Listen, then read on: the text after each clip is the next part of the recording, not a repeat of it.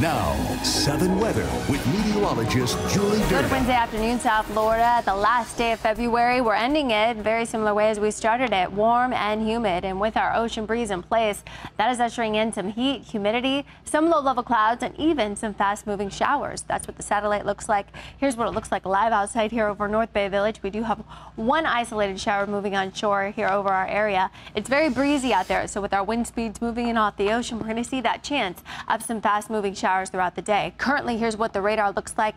Some isolated showers up by Pompano Beach. With our wind flow moving in from the southeast, these showers are tracking towards the northwest. Isolated shower over Sunrise, Weston, right over Plantation. 595 is going to be wet, as well as the Sawgrass. We are seeing some isolated showers in Miami as well, right over North Bay Village. Another cell moving in towards Hialeah, I-95. Southern Miami-Dade dealing with some light to moderate rain as well by Cutler Bay and Palmetto Bay. Now, we've got plenty of lingering moisture offshore. Whatever moisture holds, there is a possibility it could move into the area. But overall, we're expecting a mix of sun and clouds with that chance of showers in the forecast. Warming up where we're seeing all the sunshine, 81 degrees in Deerfield Beach, 75 where we're seeing the rain in Pompano Beach, 80 in Fort Lauderdale, 81 Pembroke Pines and Hialeah, 79 in Miami, upper 70s Kendall and Homestead.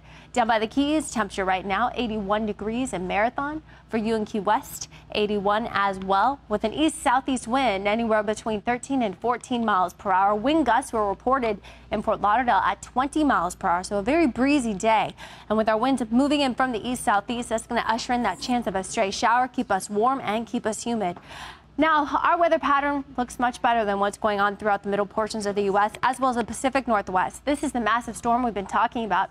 Blizzard conditions have been affecting portions of the upper Midwest for the last 24 hours. They've been seeing plenty of snow from the Dakotas and towards Minnesota and towards Wisconsin, and some of it now turning into rain as temperatures are a bit warmer ahead of this front and towards Chicago. The Ohio Valley getting slammed with severe weather overnight and early this morning, and as you can see, still a line of activity over Tennessee moving in towards Georgia. Otherwise, we're keeping our eyes on one more system. This is going to be the system that is going to affect our local forecast as we go into the end of the weekend and early next week. We currently have high pressure in place, and that's acting as a roadblock, keeping this nasty storm that's moving through portions of the Great Plains and the Midwest away from us. All of the snow will continue to advance towards the northeast, and the tail end of that front is bringing that chance for severe weather. There's tornado watch boxes in effect, as I mentioned earlier in the newscast, from Tennessee and towards portions of Kentucky and Ohio, and most likely that will be the story throughout the day.